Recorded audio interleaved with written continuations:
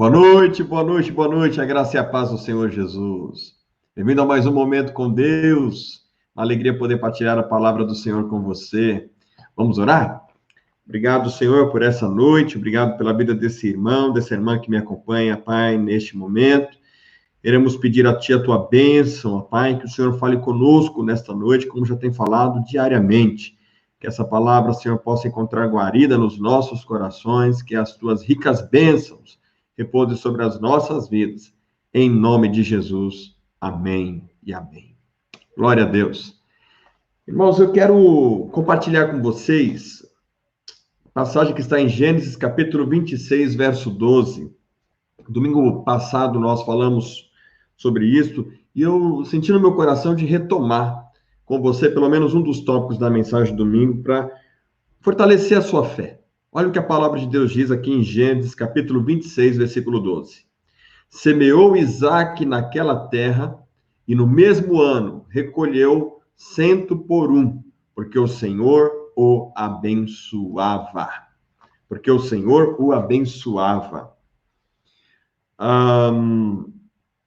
Nós precisamos ser um povo que é guiado não por vista, mas guiado por fé. Existe uma grande diferença, irmãos, entre dizer que você acredita na Bíblia, acredita na palavra de Deus, porque todo mundo diz que acredita, né? Mas existe também o outro aspecto, que é a prática da palavra de Deus, que é você exercer a sua fé, no sentido de que aquilo que você crê é o modo pelo qual você vive. Eu acredito na palavra de Deus, logo vivo essa palavra.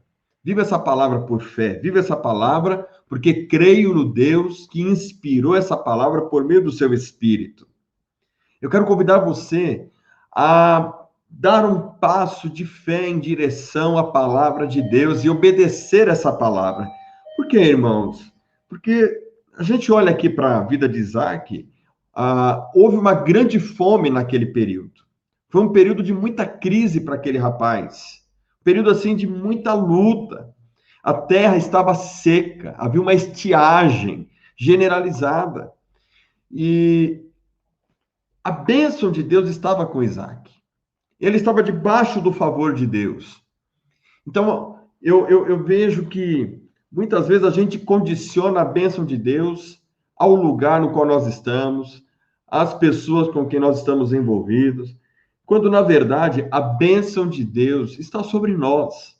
Se você crê que você é favorecido de Deus, que você está debaixo da bênção de Deus, você pode estar no lugar mais seco, você pode estar no lugar mais difícil. Eu vejo assim, eu aprendi uma coisa, eu ouvi um testemunho uma vez de um pastor, que ele tinha sido designado para começar um trabalho no interior de Goiás. E ele entendeu que ele tinha um chamado de Deus para aquela cidade. E aquele homem passou um perrengue tão grande, ele contando o testemunho dele, eu fui muito impactado, porque ele disse que chegou a ponto de acabar o gás dele.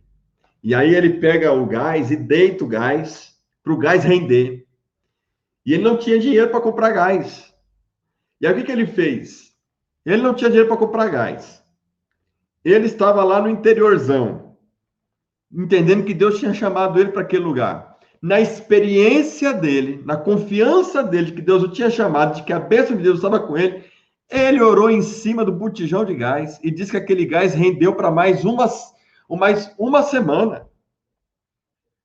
Ou seja, ele tinha uma convicção tão grande que Deus iria sustentá-lo, de que ele estava debaixo do cuidado de Deus, de que naqueles simples atos de orar pelo botijão de gás, ele descansou em Deus, a esposa descansou em Deus, eles não murmuraram, eles glorificaram a Deus, confiaram em Deus, e aquele gás, milagrosamente, durou por mais 7 dias. Aí depois chegou o dinheiro e ele foi comprar. E aí ele, continuando o testemunho dele, para culminar assim, o ponto alto do testemunho, é que ele comprou um terreno junto com os irmãos da igreja, eram alguns poucos irmãos, apareceu uma oportunidade, e eles compraram um terreno, e ali está a igreja estabelecida hoje, lá no interiorzão de Goiás. Um milagre. Porque a bênção de Deus não está condicionada a estar na capital, ou estar debaixo do cuidado de uma pessoa específica. A bênção de Deus está com ele, está com Deus. E quando você entende que você está debaixo de um propósito, de uma direção divina, não importa o lugar aonde você esteja, o Senhor vai honrar a sua fé, o Senhor vai honrar a sua obediência. Então, ele semeou, aquele pastor semeou em terra seca, entendeu o seu chamado e começou a plantar a igreja lá. E, de repente, a igreja floresceu. Veja que, quando a gente entende que é Deus quem cuida de nós, a semeadura, irmãos, a semeadura é um ato de fé. Então, eu convido você a fazer uma análise da sua vida pessoal, sua vida profissional, sua vida acadêmica, sua vida ministerial. Aonde é que você está vendo estiagem? Onde você está vendo terra seca? Se você entende que Deus te chamou para cumprir uma agenda, que Deus tem um propósito para a sua vida, então, seja fiel ao Senhor. Veja que a semeadura de Isaac, naquela terra seca, não foi da noite para o dia que ele colheu. Ele plantou numa terra que não tinha chuva, numa terra totalmente seca, e esperou em Deus.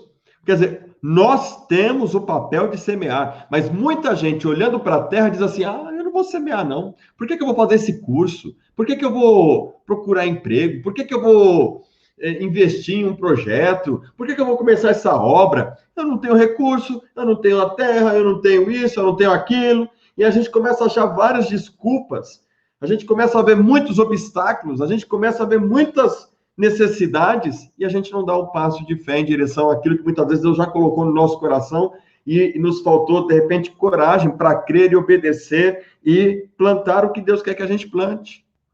Então,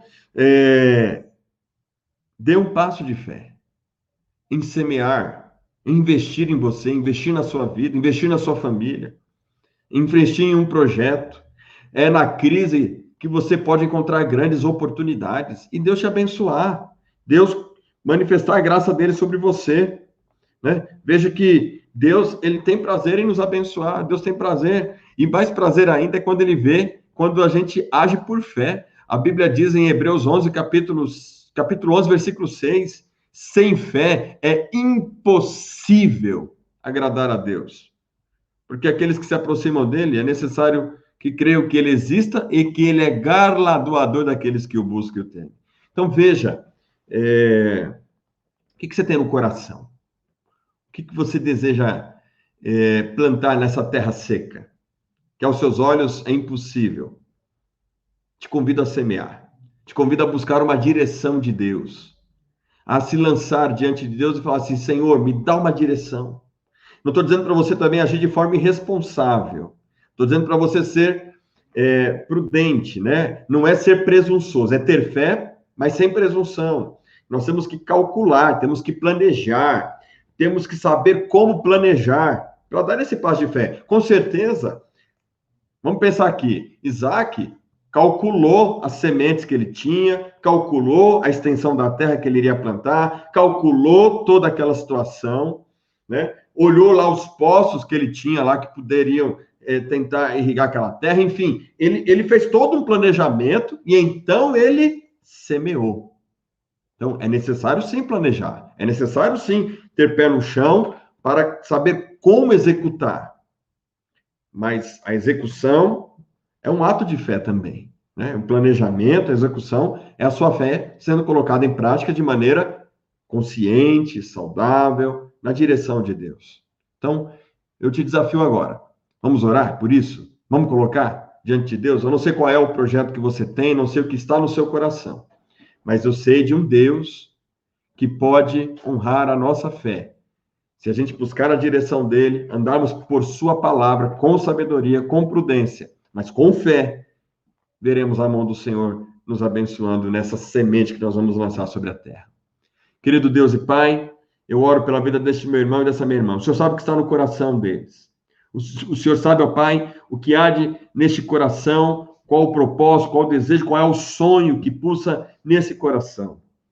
Mas muitas vezes, ó Pai, não é dado um passo em direção a este projeto, a este propósito, porque olhamos muito os obstáculos, olhamos muito os desafios, olhamos muito as necessidades, ó Deus, e então já ficamos paralisados. Mas eu oro para que o Senhor abra a visão espiritual dessa pessoa, possa, Senhor, dar a ela encorajamento. Oro, Deus, para que ela receba agora uma direção do Senhor, naquilo que ela vai semear, naquilo que ela vai, Senhor, investir na vida dela, no seu coração, na sua família, na sua vida pessoal, acadêmica, profissional. Dá uma direção, ó Pai. Sobretudo que essa pessoa receba convicção divina, uma resposta do Senhor, ó Deus, para dar um passo em direção, ó Deus, ao novo, a plantar e colher em tempos de estiagem nessa terra seca. Sustenta essa vida, sustenta este coração, que a tua bênção esteja sobre o teu povo, em nome de Jesus. Amém. Amém. A mão do Senhor é sobre ti. Confia no Senhor. Entrega o teu caminho ao Senhor. Confia nele e o mais ele fará. Deus te abençoe. Até amanhã, às 10 horas da manhã, com o pastor Fabiano.